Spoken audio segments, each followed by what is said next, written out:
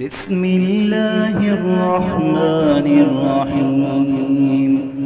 ولا تحسبن الله غافلا عما يعمل الظالمون،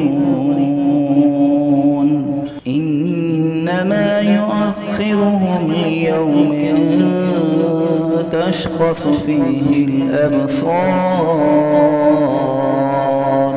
مهطعين مقنعي رؤوسهم لا يرتد إليهم طرفهم وأفئدتهم هواء.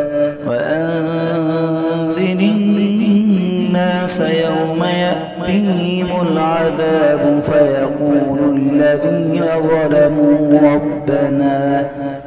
ربنا أخرنا إلى أجل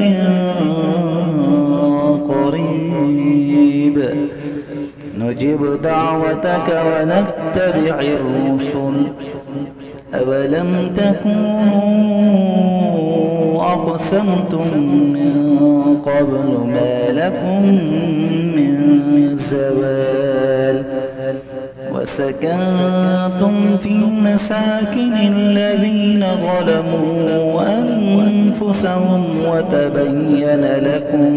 وتبين لكم كيف فعلنا بهم وضربنا لكم الأمثال